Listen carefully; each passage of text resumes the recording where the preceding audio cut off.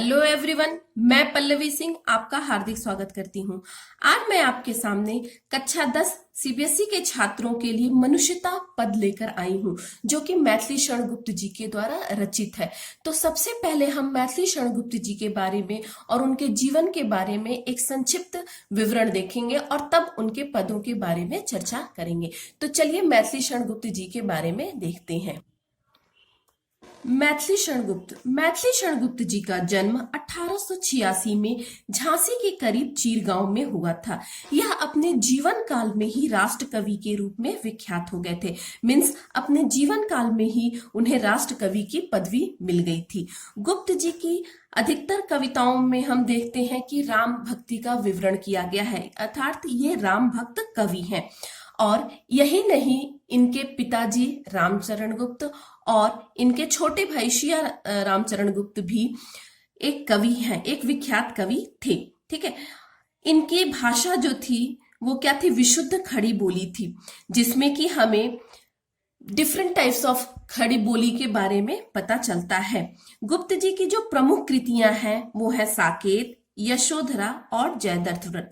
तो आज हम स्पेशली सीबीएसई क्लास 10 के स्टूडेंट्स के लिए मैथिली शरण गुप्त जी की कविता मनुष्यता को लेकर आए हैं। तो चलिए प्रथम पद्य की ओर चलते हैं और उनके बारे में विस्तृत विवरण देखते हैं। पद्य 1। विचार लो कि मृत्यु हो न मृत्यु से डरो कभी, मरो परंतु यू मरो की याद जो करे सभी। हुई न यूं सुमृत्यु तो वृथा मरे वृथा जिए, मरा नहीं वही कि जो जिया न आपके लिए। वही पशु प्रवृत्ति है कि आप ही चरे, वही मनुष्य है कि जो मनुष्य के लिए मरे। अब यहाँ पे हम सबसे पहले जो कठिन शब्द हैं उनके कुछ अर्थ को देखेंगे और तब दो लाइन इसकी व्याख्या को समझेंगे। तो मृत्यु मतलब मैंने लिख रखा है यहाँ पर, नश्वर और मरणशील होता है। सुमृत्यु का अर्थ होता है अच्छी मृत्यु। ठीक है। वृथा का अर्थ होता है बेकार। प्रवृत्ति का अर्थ होता है आदत और यू का अर्थ होता है ऐसी। ठीक है, सो चलते हैं व्याख्या की तरफ। विचार लो कि मृत्यु हो न मृत्यु से डरो कभी, मरो परंतु यूं मरो की याद जो करे सभी। अब यहाँ पे कवि मैथिली शरण गुप्त जी कहते हैं कि हे मनुष्य, समझ लो, विचार लो कि जो हमारा शरीर है वो नश्वर है, तो हम मृत्यु से क्यों डरते हो? ठीक है, क्यों तुम मृत्यु से डरते हो? मरो परंतु यूं मरो की याद जो करे सभी। और यदि हम मर रहे हैं तो हमें ऐसे मरना चाहिए कि हमारे मरने के बाद भी लोग हमें याद करते रहें। हुई न यूं सुमृत्यु तो वृथा मरे वृथा जिए। अगर हमारी मृत्यु ऐसी नहीं हुई तो हमारा मरना और जीना, जिए मीन्स जीना, दोनों बेकार है। ठीक है, यहाँ पे सुमृत्यु का अर्थ है, सु का अर्थ होता है अच्छा और मृत्यु का अर्थ हम सभी जानते हैं कि मरने से होता है। तो यहाँ पे कवि कह रहे हैं कि अगर हमारी मृत्यु इस तरह से नहीं हुई, अच्छी नहीं हुई, तो हमारा मरना और जीना दोनों बेकार है। मरा नहीं वही कि जो जिया न आपके लिए। यहाँ पे कवि कहते हैं कि अगर आप दूसरों के लिए नहीं जीते हो तो आपका जीना जो है वो बेकार है। वही पशु प्रवृत्ति है कि आप ही चरे, वही मनुष्य है कि जो मनुष्य के लिए मरे। अब यहाँ पे कवि मैथिली शरण गुप्त जी मनुष्य की आदतों की तुलना पशु प्रवृत्ति से करते हैं। यहाँ पे प्रवृत्ति का अर्थ आदत से है और पशु का अर्थ जानवर से है, मीन्स जानवरों जैसी प्रवृत्ति। अब यहाँ पे कवि मैथिली शरण गुप्त जी कहते हैं कि पशुओं में ये प्रवृत्ति होती है कि वो सिर्फ अपने लिए जीते हैं, न कि दूसरों के लिए जीते हैं। लेकिन मनुष्यों में ये गुण होता है कि वह सिर्फ अपने लिए ही नहीं जीता है, दूसरों के लिए जीता है। इसलिए मनुष्य को यहाँ पे पशुओं से श्रेष्ठ माना गया है। तो कवि कहते हैं कि वही मनुष्य है जो सिर्फ अपने लिए नहीं जीता है, दूसरों के लिए जीता है। अब यहाँ पे मैंने प्रसंग लिख रखा है, क्योंकि जो सीबीएसई क्लास 10 के स्टूडेंट्स हैं उनका 5 अंक का प्रसंग सहित व्याख्या करने के लिए आता है। तो प्रसंग देख लेते हैं। प्रस्तुत कविता हमारी पाठ्य पुस्तक स्पर्श भाग 2 से ली गई है। इसके कवि मैथिली शरण गुप्त है। इन पंक्तियों में कवि बताना चाहते हैं कि मनुष्यों का जीवन कैसा होना चाहिए। जो प्रस्तुत कविता हमारी पाठ्य पुस्तक स्पर्श भाग से ली गई है, इसके कवि मैथिली शरण गुप्त है। यहां से यहां तक आपका हर पद्य में कॉमन रहेगा, सेम रहेगा, क्योंकि जो हमारी पुस्तक है वो भी एक है स्पर्श भाग 2 और जो कवि है मैथिली शरण गुप्त वो भी एक है। इसलिए ये प्रसंग का ये पार्ट जो है, प्रथम जो लाइन है वो हमारा कॉमन रहेगा। अंतिम जो लाइन है इसमें हम पद्य का सारांश लिखेंगे, तो ये पद्य के अकॉर्डिंग चेंज होता है। जैसे कि इन पंक्तियों में कवि बताना चाहता है कि मनुष्यों को कैसा जीवन जीना चाहिए। इस पूरे पद्य में जो मैथिली शरण गुप्त जी हैं कवि, वो बताना चाह रहे हैं कि एक मनुष्य को अपना जीवन कैसे जीना चाहिए। तो चलिए अब इसकी व्याख्या को देख लेते हैं। व्याख्या है, कवि कहता है कि हमें यह जान लेना चाहिए कि मृत्यु का होना निश्चित है। हमें मृत्यु से नहीं डरना चाहिए। हमें कुछ ऐसा करना चाहिए कि लोग हमें मरने के बाद भी याद रखें। उनका जीना और मरना दोनों बेकार है। जो मनुष्य दूसरों के लिए कुछ नहीं कर सकते या कुछ ना कर सके, मरने के बाद भी वह मनुष्य कभी नहीं मरता जो खुद के लिए नहीं दूसरों के लिए जीता है, क्योंकि अपने लिए तो जानवर भी जीते हैं। कवि के अनुसार जो मनुष्य दूसरों की चिंता करे वही असली मनुष्य कहलाता है। अब इस व्याख्या को देखकर आपको लगता होगा कि इसमें कवि मैथिली शरण गुप्त जी हमें यही बताना चाह रहे हैं कि हमें ऐसी मृत्यु मिलनी चाहिए जो कि अच्छी मृत्यु हो और मृत्यु से हमें नहीं डरना चाहिए। अगर यदि हम मर भी रहे हैं तो हम ऐसे मरे कि जो लोग हैं हमारे मरने के बाद भी हमें याद करते रहें। और यहाँ पे कवि मैथिली शरण गुप्त जी मनुष्यों की तुलना पशु प्रवृत्ति से की है कि मनुष्य और पशु में यही अंतर है कि पशु सिर्फ अपने लिए जीता है, लेकिन मनुष्य अपने लिए न जीकर दूसरों के लिए भी जीता है। तो चलिए अब पद्य नंबर 2 की तरफ चलते हैं। उसी उदार की कथा सरस्वती बखानती, उसी उदार से धरा कृतार्थ भाव मानती। उसी उदार की कथा सजीव कीर्ति पूजती, तथा उसी उदार को समस्त सृष्टि पूजती। अखंड आत्मभाव जो असीम विश्व में भरे, वही मनुष्य है कि जो मनुष्य के लिए मरे। उदार का अर्थ यहाँ पे होता है महान और श्रेष्ठ से। बखानती का अर्थ यहाँ पे गुणगान करना होता है। कृतार्थ का अर्थ ऋणी और आभारी, ठीक है। सजीव का अर्थ सजीव मनुष्य से और सजीव वस्तुओं से की जाती है। पूजती का अर्थ यहाँ पे गूंजना से होता है। अखंड का अर्थ है जिसके टुकड़े न किए जाए, अखंडता का भाव। विश्व का अर्थ है संसार। असीम का अर्थ है पूरा। तो चलिए 2-2 लाइन इसकी व्याख्या को समझते हैं। उसी उदार की कथा सरस्वती बखानती, उसी उदार से धरा कृतार्थ भाव मानती। अब यहाँ पे कवि मैथिली शरण गुप्त जी कहते हैं कि उसी उदार और श्रेष्ठ व्यक्ति की और परोपकारी व्यक्ति की कथा जो है सरस्वती बखानती है। मीन्स सरस्वती का अर्थ यहाँ पर किताबों से है, पुस्तकों से है, और बखानती का अर्थ गुणगान से है।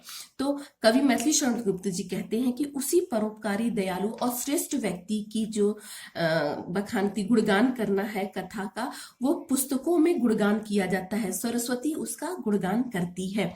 उसी उदार से धरा कृतार्थ भाव मानती, और उसी उदार, परोपकारी और दयालु व्यक्ति और श्रेष्ठ व्यक्ति का है धरा, पृथ्वी भी क्या है, ऋणी है, आभारी है, आभार मानती है।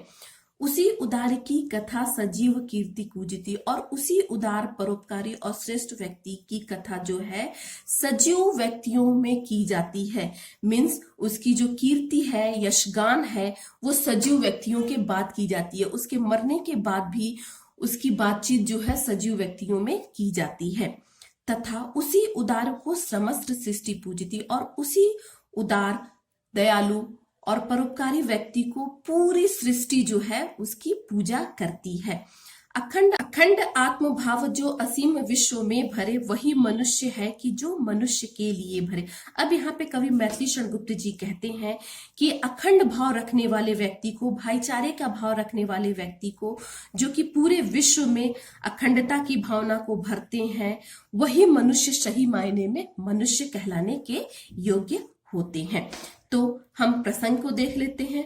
प्रस्तुत कविता हमारी पाठ्य पुस्तक स्पर्श भाग 2 से ली गई है। इसके कवि मैथिली शरण गुप्त जी हैं। यहां तक हमारा कॉमन रहेगा। नेक्स्ट क्या है, तीसरी पंक्ति में क्या है, तीसरी लाइन में क्या है? कवि कहते हैं कि जो मनुष्य दूसरों के लिए जीते हैं उनका गुणगान युगों युगों तक किया जाता है। तो ये हमारा प्रसंग हो गया। अब चलिए इसकी व्याख्या को देखते हैं।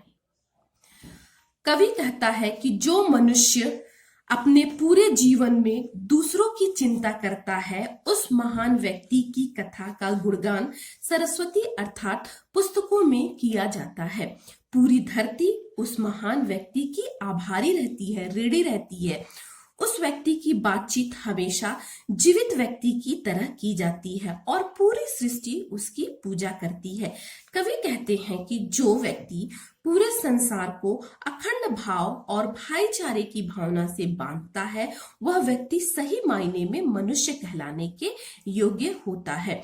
मीन्स यहाँ पे कवि कहते हैं कि जो ऐसा व्यक्ति होता है परोपकारी, दयालु, उदार व्यक्ति, उसका गुणगान किताबों में, पुस्तकों में किया जाता है और पूरी धरती उस व्यक्ति की आभारी होती है। तो चलिए अब अपने तीसरे पद्य की तरफ चलते हैं।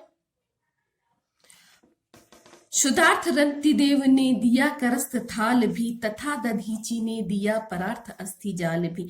उशिना क्षितिज ने श्वमास दान भी किया, सहस्र वीर कर्ण ने शरीर चर्म भी दिया। अनित्य देह के लिए अनादि जीव क्या डरे, वही मनुष्य है कि जो मनुष्य के लिए मरे। यहाँ पे शुदांत का अर्थ होता है भूख से परेशान। करस्त का अर्थ होता है हाथ की। कर मतलब हाथ और अस्त मतलब हाथ की।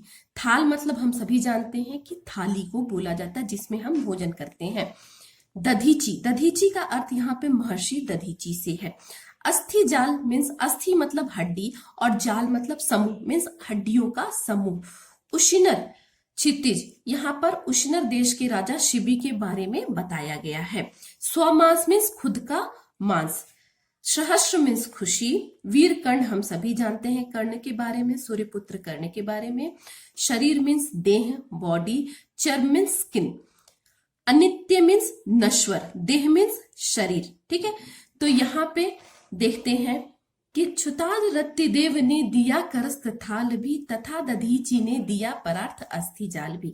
अब यहाँ पे लिखा है कि भूख से परेशान रतिदेव ने अपने हाथ की थाली भी एक कुत्ते को दान कर दी, तथा दधीचि ने दिया परास्त अस्थि जाल भी। और जो महर्षि दधीचि ने है वो अपने अस्थियों का जाल इंद्र भगवान को, भगवान इंद्र को उनका वज्र बनाने के लिए दान कर दिया था।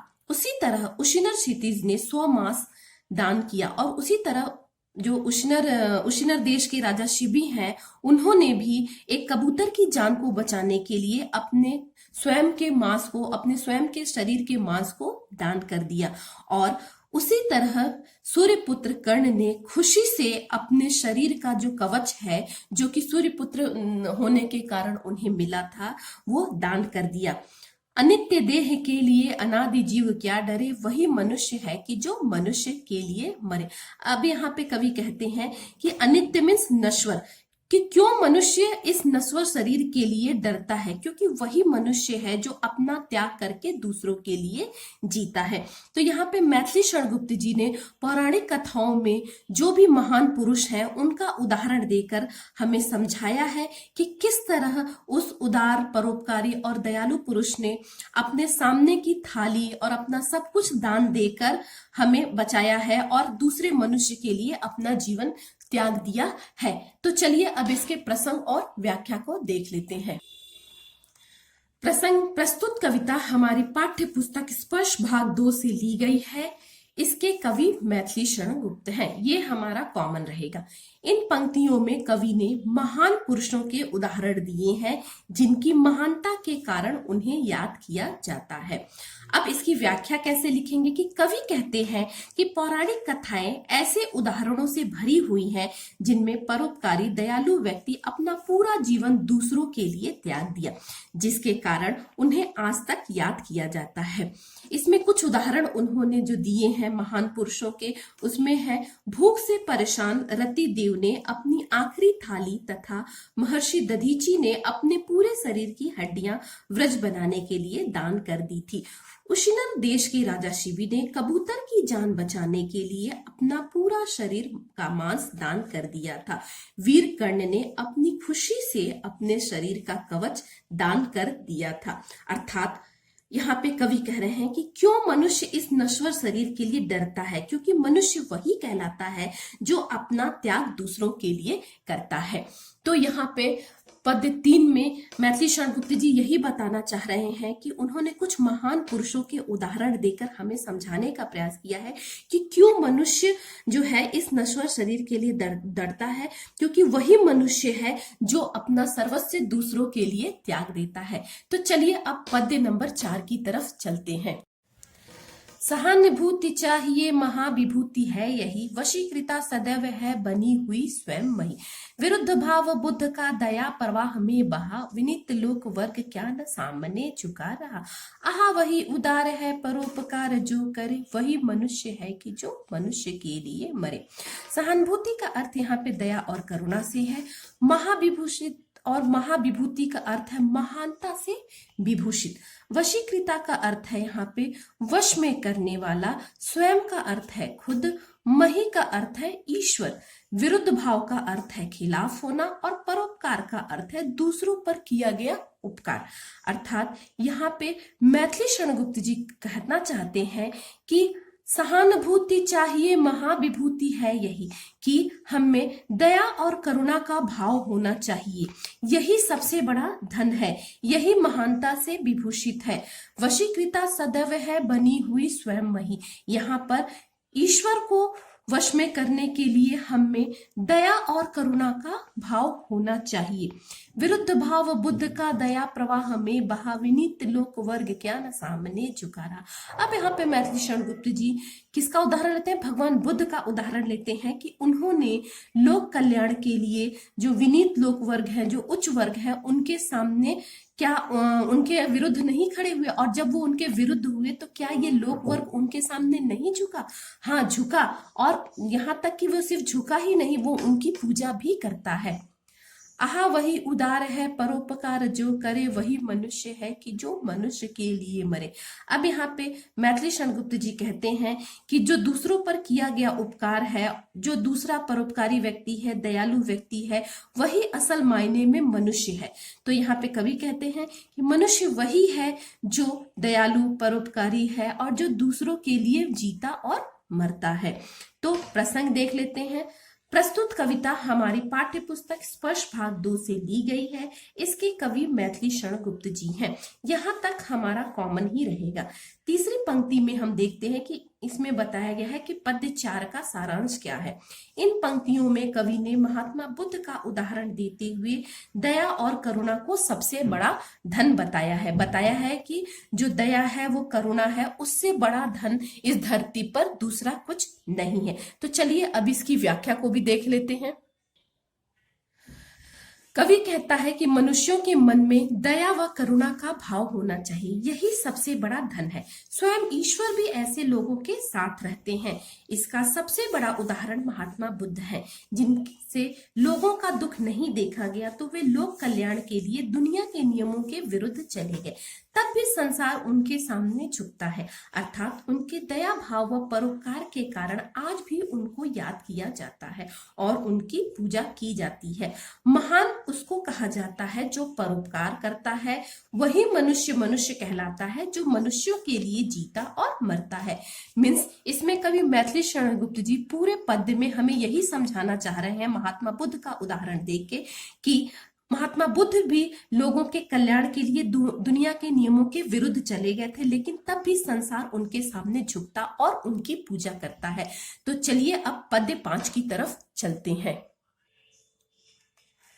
रहो न भूल के कभी मदाद तुच्छ वित्त में, सनाथ जान आपको करो न गर्व चित्त में।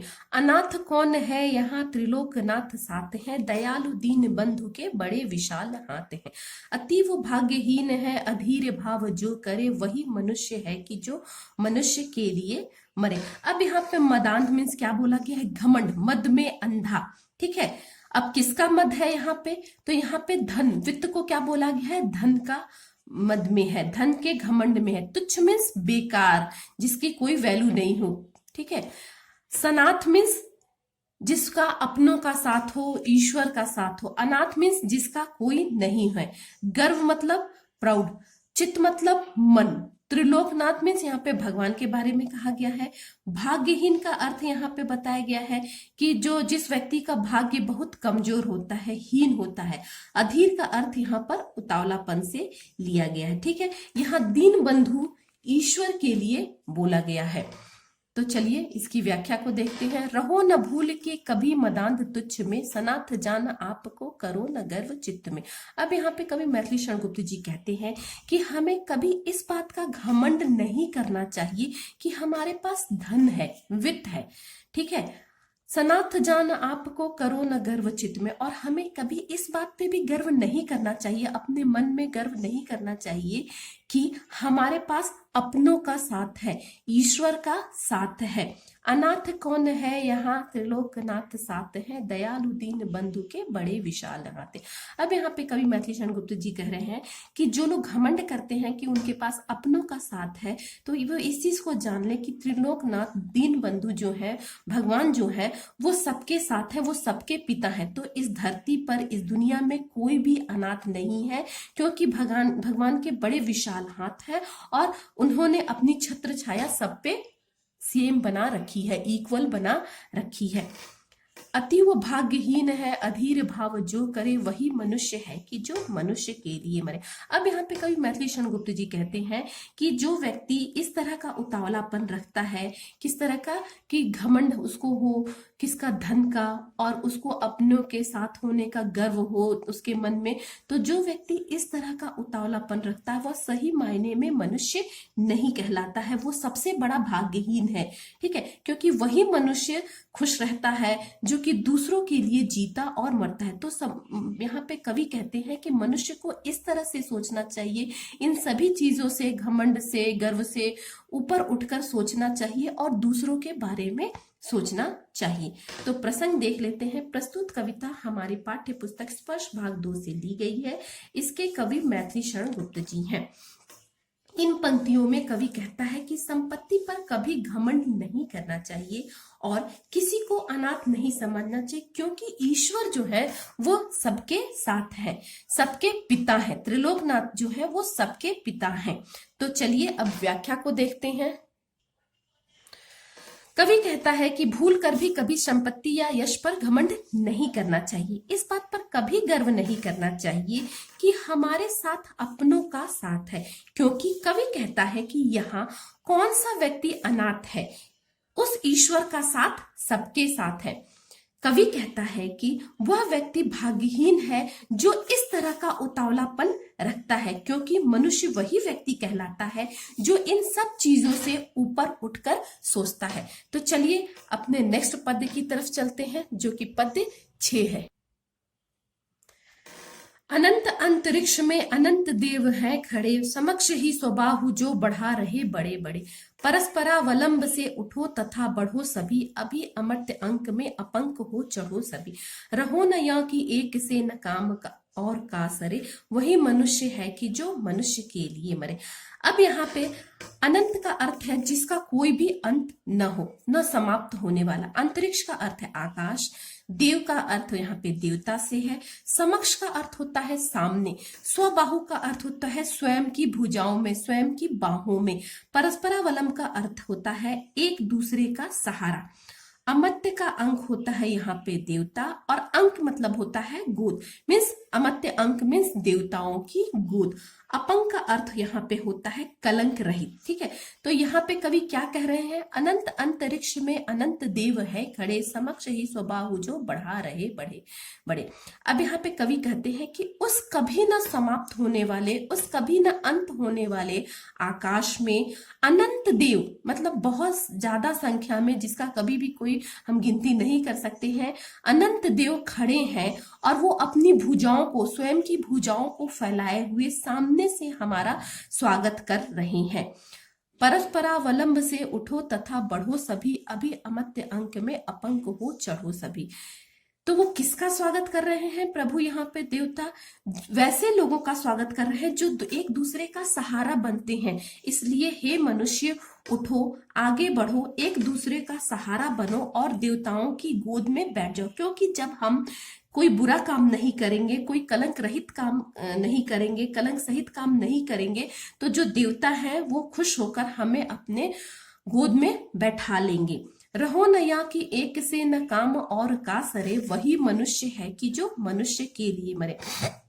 अब यहाँ पे कवि मैथिली शरण गुप्त जी कहते हैं कि हमें इस तरह का काम करना चाहिए कि जिससे लोगों का कल्याण हो, लोगों का उद्धार हो।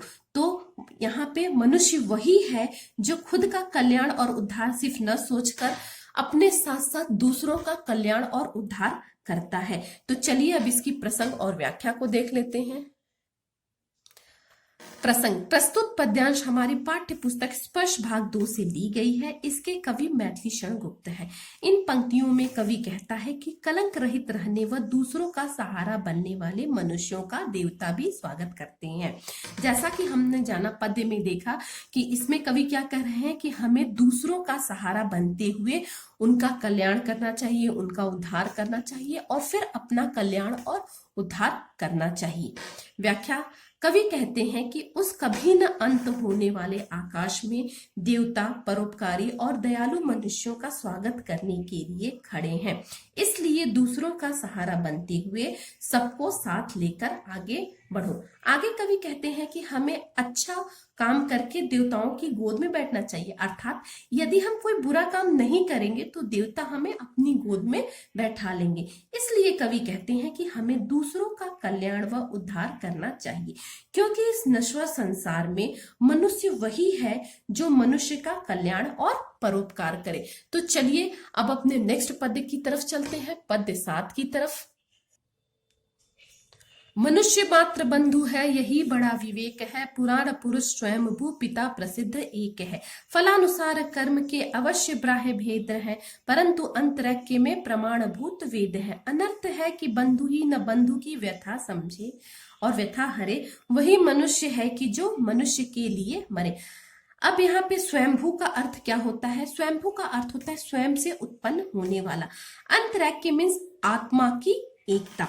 प्रमाणभूत का अर्थ होता है यहाँ पे साक्षी, और व्यथा का अर्थ होता है दुख और कष्ट। हरे का अर्थ होता है हरना, कम करना। ठीक है, तो मनुष्य मात्र बंधु है, यही बड़ा विवेक है, पुराण पुरुष स्वयं भू पिता प्रसिद्ध एक है। यहाँ पे कवि मैथिली शरण गुप्त जी कहते हैं कि जो मनुष्य है वो बंधु है, यही सबसे बड़ा विवेक है और इसे ही सबसे बड़ा विवेक समझना चाहिए, क्योंकि पुराण पुरुष स्वयंभू पिता प्रसिद्ध एक है। क्योंकि जो स्वयं से उत्पन्न होने वाले पुरुष हैं वही सभी के पिता हैं। मीन्स यहाँ पे जो स्वयं से उत्पन्न होने वाले जो प्रथम पुरुष माना गया है उन्हीं को सबका पिता माना गया है। इसलिए यहाँ पे सभी जो है एक दूसरे के भाई बंधु हैं। फलानुसार कर्म के अवश्य ब्राह्य भेद है, परंतु अंतरैक्य में प्रमाणभूत वेद है।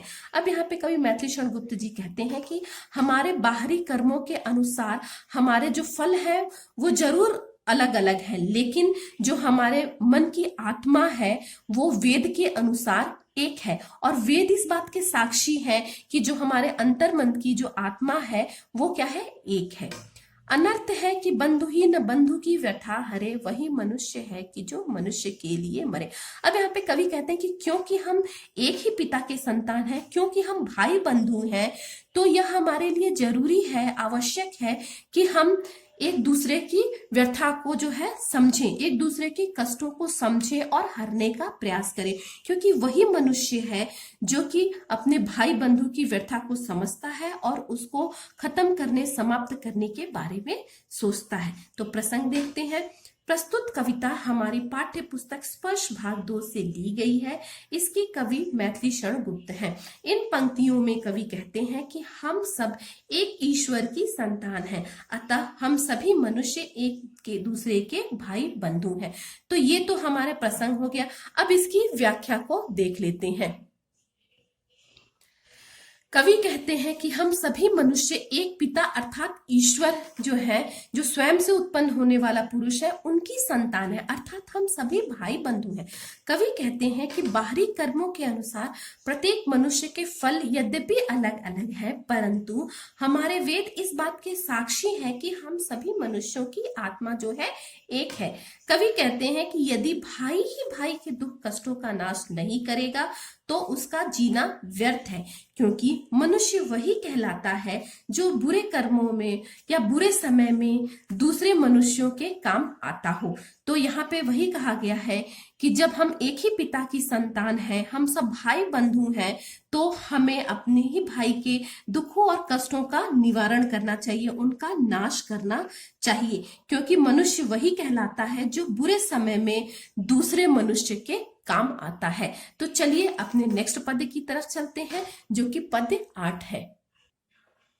चलो अभिष्ट मार्ग में सहस्र खेलते हुए, विपत्ति विघ्न जो पड़े उन्हें ढकेलते हुए।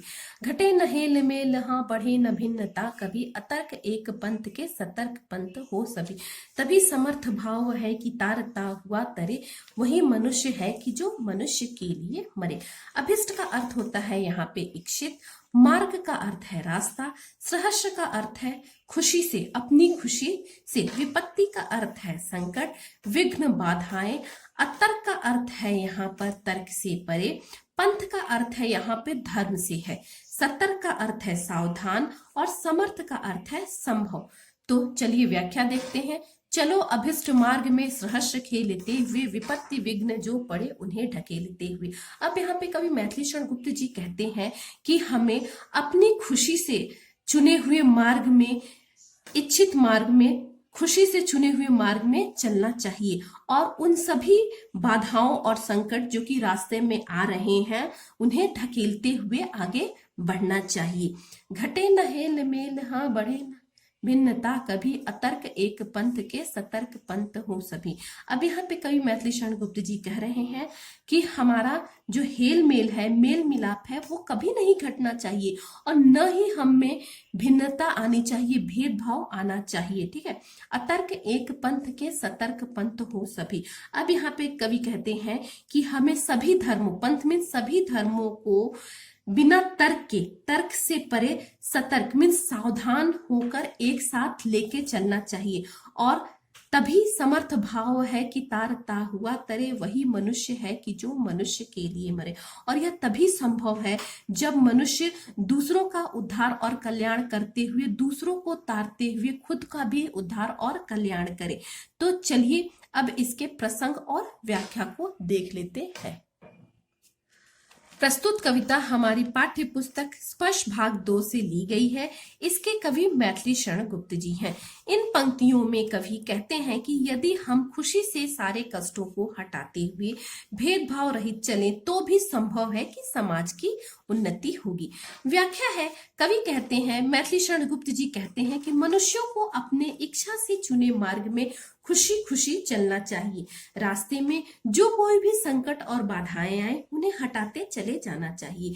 मनुष्यों को यह ध्यान रखना चाहिए कि आपसी समझ न बिगड़े और भेदभाव न बढ़े तथा बिना किसी तर्क वितर्क के सभी धर्मों को साथ लेकर चलना चाहिए। और यह तभी संभव होगा कि मनुष्य दूसरों की उन्नति और कल्याण के साथ अपनी समृद्धि भी कायम रखे, क्योंकि मनुष्य वही कहलाता है जो अपने से पहले दूसरों के कष्टों की चिंता करता है।